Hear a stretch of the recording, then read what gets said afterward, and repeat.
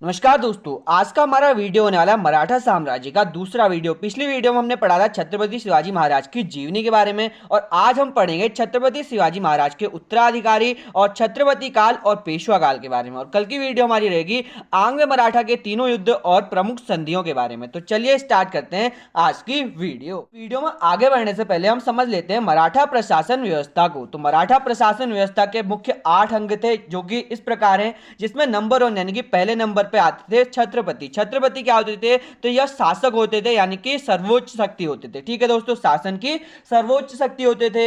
इसके बाद आते थे पेशवा। पेशवा शासन व्यवस्था को संभालने वाले होते थे। जैसे कि हमारे देश में जो सर्वोच्च नागरिक होता है वो राष्ट्रपति होता है, पर जो सब कार्य करने के लिए बना होता है वो प्रधानमंत्री बना होता है। तो जिस कारण जो सर्वोच्च शक्ति थी वो थी छत्रपति के पास, पर शासन व्यवस्था को कौन संभालता था? तो पेशवा संभालता था। ठीक है, उसके बाद तीसरे नंबर पे आते थे सुमंत, जो कि विदेश मंत्री यानी कि विदेश नीतियों पर काम करते थे। उसके बाद आते थे चिटलिस्ट। चिटलिस्ट पत्राचार विभाग यानी कि पत्राचार मंत्री होते थे, जो भी लेखन का कार्य होता था वो करते थे चिटलिस्ट। उसके बाद आते थे सेनापति, यानी कि यह सेना के प्रमुख होते थे, सेना के प्रधान होते थे। ठीक है दोस्तों, जो भी युद्ध होते थे उसमें यह पहले जाते थे, यानी कि सेना को कमांड करते थे। उसके बाद आते थे न्यायाधीश। ठीक है, न्याय विभाग का प्रधान होता था, जो भी न्याय दिलाना होता है। जैसे कि हाई कोर्ट में हमारे न्यायाधीश होते हैं, सुप्रीम कोर्ट में न्यायाधीश होते हैं, तो वो वाले कार्य न्यायाधीश करा करते थे यहाँ। और उसके बाद आते थे पंडित और राव। पंडित और राव में जो पंडित का कार्य होता था वो धार्मिक कार्य को करने का होता था, वहीं राव जो था वो मुख्य सलाहकार होता था। इन सबका मुख्य सलाहकार राव होता था। और उसके बाद आते थे वाक्यांश वीर। वाक्यांश वीर का अर्थ है गुप्तचर या सूचना विभाग। ठीक है दोस्तों, यह सूचना देने का कार्य करते थे कि कब क्या हो रहा है, कब क्या हो रहा है। तो यह होते थे वाक्यांश वीर। इन्हें शिवाजी के मंत्रिमंडल का अष्ट प्रधान भी कहा जाता था। ठीक है दोस्तों, यह शिवाजी के मंत्रिमंडल के अष्ट प्रधान भी थे। तो इन्हीं पर सारा वीडियो रहेगा कि कौन कब क्या हुआ। तो पहले जो सर्वोच्च शक्ति थी वो थी छत्रपति के पास, पर कुछ टाइम बाद यह पेशवाओं के पास चले गई थी, जो कि हम वीडियो में आगे देखेंगे। ठीक, अब जान लेते हैं शिवाजी के उत्तराधिकारियों के बारे में। तो शिवाजी के बाद उनके 2 पुत्र हुए, संभाजी और राजा राम। ठीक है, संभाजी और राजा राम। वहीं संभाजी के पुत्र थे साहू और राजा राम के पुत्र थे शिवाजी द्वितीय। ठीक है दोस्तों, इन चारों ने ही शासन किया, जो कि हम आगे वीडियो में देखेंगे। पहले देख लेते हैं छत्रपति काल। तो छत्रपति काल में जो शिवाजी के बाद शासन में आए वो आए छत्रपति संभाजी, जो कि उनके बड़े पुत्र थे। तो इनका जो शासन काल रहा वो रहा 1680 से 1689 तक, 9 वर्षों का। ठीक है, 9 वर्ष तक इनने शासन किया। वहीं इनके माता पिता के बारे में जान लें तो शिवाजी इनके पिताजी थे, वहीं माता का नाम था साईबाई नीलंबरकर। ठीक है दोस्तों, ये हो गए इनके माता पिता। बात करते हैं संभाजी के युद्धों की। तो उत्तराधिकार के लिए इन्हें युद्ध लड़ा था। तो यह युद्ध शिवाजी महाराज के बड़े पुत्र संभाजी और छोटे पुत्र राजा राम के मध्य हुआ, जिसमें संभाजी की जीत हुई और इसके बाद वह राजगद्दी पर बैठे थे। उसके बाद जो संभाजी द्वारा लड़ा गया युद्ध था वो था बीजापुर और गोलकुंडा का युद्ध। यह युद्ध 1689 में औरंगजेब और संभाजी के बीच लड़ा गया और इस युद्ध में औरंगजेब ने रत्नागिरी के समीप संभाजी और उनके पुत्र को बंदी बना लिया। उनका पुत्र कौन था? साहू को बंदी बना लिया, जिसके बाद संभाजी को मृत्यु दंड दे दिया गया औरंगजेब की तरफ से। और इस कारण संभाजी का काम यहां पर खत्म हो गया, कार्यकाल खत्म हो गया। और इस सब का कांड के पीछे जो कार्य कर रहा था वो था मंत्री, यानी कि संभाजी का मंत्री कुलश। ठीक है, कुलश जो था वो इन सब के पीछे था, जिस कारण संभाजी की मृत्यु हुई और संभाजी के पुत्र को भी बंदी बना लिया गया। जिस कारण जो मराठा साम्राज्य का अगला शासक जो बना था वो बना था इनका भाई राजा राम, क्योंकि जो संभाजी थे उनके पुत्र को भी औरंगजेब ने बंदी बना लिया था। तो दोस्तों, छत्रपति काल का जो दूसरा शासक था मैंने बता दिया वो था राजा राम, क्योंकि इसे भी औरंगजेब ने कैद किया था पर यह भाग के निकल गया था। तो जिस कारण 1689 से आगे का शासन इसने किया। तो इसके शासनकाल के बारे में जाने तो राजा राम का शासनकाल 1689 से 1700 ईस्वी तक 11 वर्षों का रहा। ठीक है, उसके पिता का नाम था शिवाजी महाराज, वहीं उनकी माता का नाम था सोयराबाई, जो कि शिवाजी की दूसरी पत्नी थी। वहीं अगर बात करें इसकी मृत्यु की तो 1700 ईस्वी में सतारा में इसकी मृत्यु हुई और इसने 11 वर्षों तक शासन किया मराठा साम्राज्य में। और अब बात करते हैं इसके कार्यों की। छत्रपति राजा राम के कार्यों की बात करें तो राजा राम ने जिंजी में नई राजधानी बनाई, जिसके बाद उसने अपनी राजधानी को सतारा स्थानांतरित किया। उसके बाद राजा राम द्वारा शिवाजी द्वारा स्थापित किए गए प्रशासनिक पदों को के अतिरिक्त प्रतिनिधि पद का भी निर्माण किया गया। ठीक है, प्रतिनिधि पद का निर्माण किसने किया?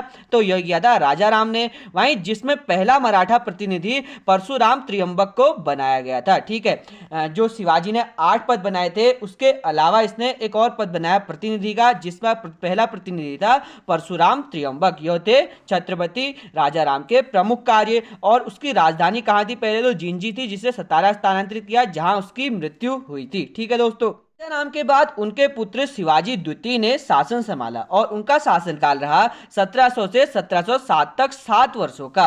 वहीं इनके पिता का नाम था राजा राम और माता का नाम था ताराबाई, जो कि मोस्ट इंपोर्टेंट पॉइंट है इसके साम्राज्य का। बात करें शिवाजी द्वितीय के शासन की चुनौतियों की, तो उनके शासन की चुनौतियां मुख्य थी, जिसमें राजा राम की मृत्यु के बाद शिवाजी द्वितीय जो कि नाबालिग था उसे गद्दी पर बैठाकर उसकी माता ताराबाई यानी कि राजा राम की पत्नी और शिवाजी की द्वितीय की माता ताराबाई ने शासन संभाला था।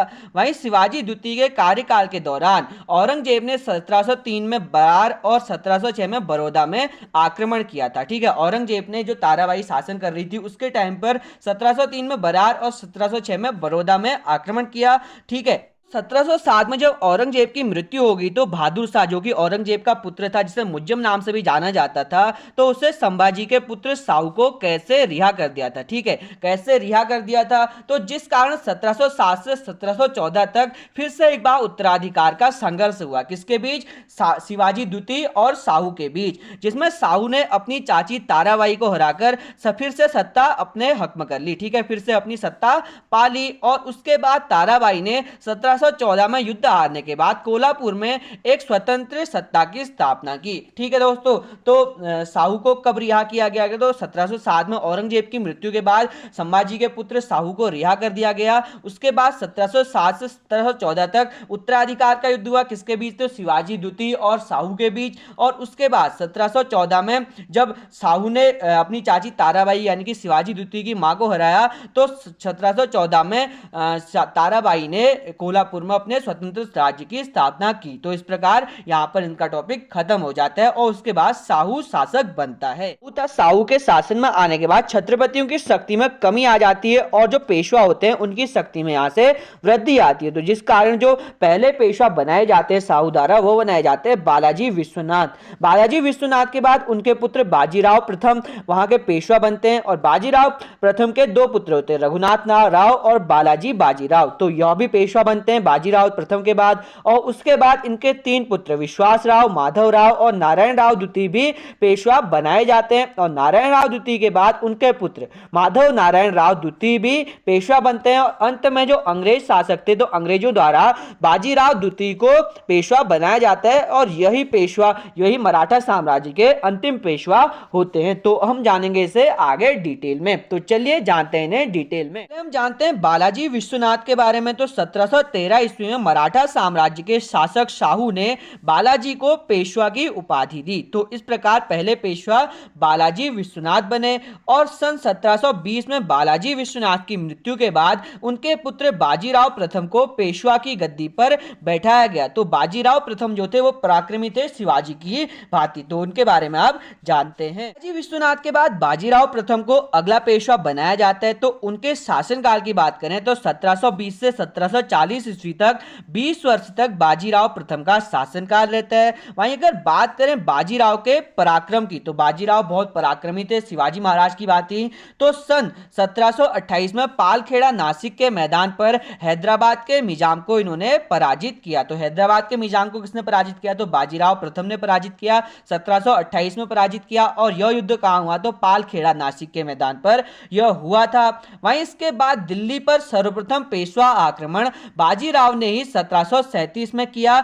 यह आक्रमण इतना भयंकर था कि जिसमें मुगल शासक मोहम्मद शाह को दिल्ली छोड़कर भागना पड़ा। तो मोहम्मद शाह दिल्ली छोड़कर कब भागा? तो बाजीराव प्रथम के शासनकाल में भागा, जब बाजीराव प्रथम ने पेशवा आक्रमण किया, पहला पेशवा आक्रमण किया 1737 में दिल्ली में। और यह आक्रमण इतना भयंकर था कि वहां के शासक को दिल्ली छोड़कर भागना पड़ा। ठीक है, यह देखा बाजीराव का पराक्रम। तो आगे बढ़ते हैं और जानते हैं बाजी बाजीराव के पराक्रम के बारे में। 1739 में बाजीराव द्वारा पुर्तगालियों से सालसीट तथा बेसिन भी छीन लिया गया और इस कारण से बेसिन विजय भी कहा जाता है। तो 1739 में बाजीराव द्वारा पुर्तगाली आए थे जो भारत, उनसे सालसीट और बेसिन छीन लिया गया, जिसे बेसिन विजय भी कहा जाता है। तो यह था बाजीराव का पराक्रम। और उसके बाद पेशवा बाजीराव द्वारा ही हिंदू पातशाही शुरू किया गया। यानी कि हिंदू पातशाही क्या था, तो इसका उद्देश्य था भारत में मुस्लिम शासन को समाप्त करना और हिंदू शासन स्थापित करना। तो यह छत्रपति शिवाजी महाराज की तरह बहुत पराक्रमी थे, जिनने बहुत से कार्य किए, जिसमें उनका जो डिमांड थी वो थी कि भारत से मुस्लिम शासन यानी कि जो मुगल साम्राज्य था उसे उखाड़ फेंकना और हिंदू साम्राज्य की स्थापना करना। तो जिस कारण ने हिंदू पातशाही शुरू किया था। ठीक है दोस्तों, तो यह हो गए बाजीराव के पराक्रम के बारे में। बाजीराव प्रथम के बारे में हमने जान लिया। अब जान लेते हैं बालाजी बाजीराव के बारे में। तो बालाजी बाजीराव का शासनकाल 1740 से 1761 तक 21 वर्षों का रहा। वहीं अगर बात करें कि इनके शासनकाल की मुख्य घटनाओं की, तो बालाजी बाजीराव के शासनकाल की जो मुख्य घटनाएं थी, इस कार्यकाल के दौरान, इस शासनकाल के दौरान छत्रपति की शक्तियों को बिल्कुल समाप्त कर दिया गया। तो छत्रपति की शक्तियां तो पहले से समाप्त हो गई थी, यानी कमजोर हो गए थे छत्रपति साहू के कार्यकाल से। पर जब बालाजी बाजीराव आए तो छत्रपति की शक्तियों को यहां से समाप्त कर दिया गया था। वहीं 1761 में बालाजी बाजीराव के कार्यकाल में ही पानीपत का तीसरा युद्ध अहमद शाह अबलादी और मराठों के बीच लड़ा गया, जिसमें बालाजी बाजीराव की मृत्यु और उनके पुत्र की भी मृत्यु होगी। तो 1761 में जो पानीपत का तीसरा युद्ध था वो अहमद शाह अबलादी और मराठों के बीच लड़ा गया, जिसमें वहां के शासक बालाजी बाजीराव और उनके पुत्रों की मृत्यु हो गई थी। ठीक है दोस्तों, यह हो जाता है बालाजी बाजीराव के कार्यकाल के बारे में। अगले पेशवा आए माधवराव प्रथम। तो माधवराव प्रथम के बारे में जाने तो इनका शासनकाल 1761 से 1772 तक 11 वर्षों का रहा। वहीं इन्होंने ईस्ट इंडिया कंपनी की पेंशन पर पल रहे मुगल शासक शाह आलम द्वितीय को पुनः दिल्ली की गद्दी पर बैठाया और अब उसे मराठों का पेंशन भोगी बना दिया। तो जो ईस्ट इंडिया कंपनी ने मुगल शासक शाह आलम द्वितीय को गद्दी से हटाकर अपनी पेंशन पर आने के लिए मजबूर किया, तो इन्होंने उनका विद्रोह कर उसे रिहा कराया और फिर से दिल्ली की गद्दी पर बैठाया और मराठों का पेंशन भोगी बना दिया। अब जो मुगल शासक आलम शाह द्वितीय था वो मराठों के काम पर, मराठों के जो निर्णय थे उन्हीं पर काम कर रहा था। ठीक है दोस्तों, वहीं 1772 में क्षय रोग यानी कि टीबी के कारण जो माधवराव प्रथम थे उनकी मृत्यु होगी और उनकी कोई संतान न होने के कारण उनके छोटे भाई नारायण राव द्वितीय को गद्दी पर बैठाया गया था। तो इनका शासनकाल कब से कब तक था? 1761 से 1772 तक 11 वर्षों का था और इन्होंने ईस्ट इंडिया कंपनी की पेंशन पर पल रहे मुगल शासक शाह आलम द्वितीय को फिर से दिल्ली की गद्दी पर बैठाया और मराठों के पेंशन पर उनने दिल्ली का शासन चलाया। और उसके बाद इनकी मृत्यु 1772 में क्षय रोग के कारण हुई और इनकी कोई संतान न होने के कारण नारायण राव द्वितीय जो कि इनके भाई थे उनको गद्दी पर बैठाया गया था। ठीक है, नारायण राव द्वितीय की बात करें तो नारायण राव जब द्वितीय पर शासनकाल पर बैठे तो उनका शासनकाल 1772 से 1773 में 1 वर्ष का रहा। वहीं पेशवा की गद्दी पाने के लिए नारायण राव द्वितीय के चाचा रघुनाथ राव वो उनकी पत्नी ने मिलकर उन्हें मार डाला। तो अगर बात करें नारायण राव के शासनकाल की तो 1772 से 73 तक 1 वर्ष का रहा। वहीं पेशवा की गद्दी पाने के लिए नारायण राव के चाचा, ठीक है, नारायण राव के चाचा कौन थे? तो रघुनाथ राव। तो उन्होंने और उनकी पत्नी ने नारायण राव को मारकर खुद गद्दी पर बैठ गया। ठीक है, को मारकर रघुनाथ राव गद्दी पर बैठा, जिसका शासनकाल भी 1773 से 74 तक मात्र 1 वर्ष का रहा।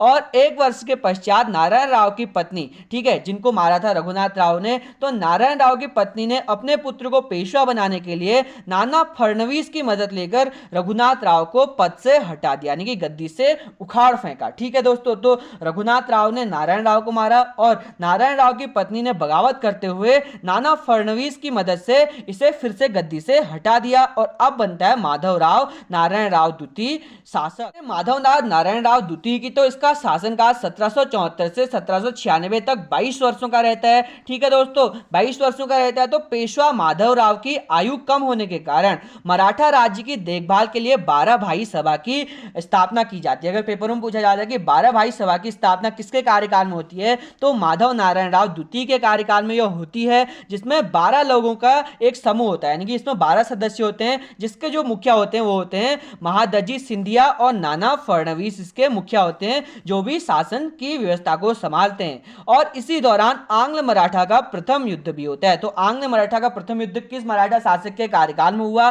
तो यह हुआ माधवराव नारायण राव द्वितीय के कार्यकाल में। माधवराव नारायण राव द्वितीय के बाद बाजीराव द्वितीय शासन में आते हैं। तो यह अंग्रेजों की मदद से शासक बना होता है, तो जिस कारण इसका शासनकाल 1796 से 1828 तक 12 वर्षों का होता है। वहीं बाजीराव द्वितीय अंतिम पेशवा शासक होता है, जो कि अंग्रेजों की सहायता से बना होता है। तो बाजीराव जो द्वितीय होता है वो अंतिम पेशवा शासक होता है, जो अंग्रेजों की मदद से बनाया जाता है। और मराठा साम्राज्य के पतन में सर्वाधिक योगदान किसका होता है? तो यह बाजीराव द्वितीय का ही होता है। ठीक है, तो बात करें तो बाजीराव द्वितीय लॉर्ड बेनिंजली द्वारा शुरू किए गए सहायता संधि को स्वीकार करने वाला प्रथम मराठा होता है। तो लॉर्ड बेनिंजली द्वारा जो सहायता संधि शुरू की गई थी उसे स्वीकार करने वाला पहला मराठा शासक कौन होता है? तो यह बाजीराव द्वितीय होता है। वहीं दूसरा और तीसरा आंग्ल मराठा युद्ध भी बाजीराव द्वितीय के ही कार्यकाल में होता है, जो कि हम अगली वीडियो में समझेंगे। तो अगली वीडियो हमारी रहेगी आंग्ल मराठा के प्रथम द्वितीय तृतीय युद्ध और मराठा और साम्राज्य और उनके जो अदर साइड से हुई संधियों के बारे में। तो आज की वीडियो में हमने सारे शिवाजी के उत्तराधिकारी, छत्रपति काल, पेशवा काल के बारे में समझा और बहुत सारे युद्धों के बारे में समझा। तो आशा करता हूं कि आपको सारे इंफॉर्मेशन अच्छे से समझ आई हो। अच्छे से समझ आई तो लाइक शेयर सब्सक्राइब जरूर से करना। मिलता है आपसे अगली वीडियो लेकर आंग्ल मराठा युद्ध और संधियों के बारे में। तो तब तक प्यार बनाए रखें, खुश रहें, खुशियां बांटते रहें। बहुत बहुत धन्यवाद।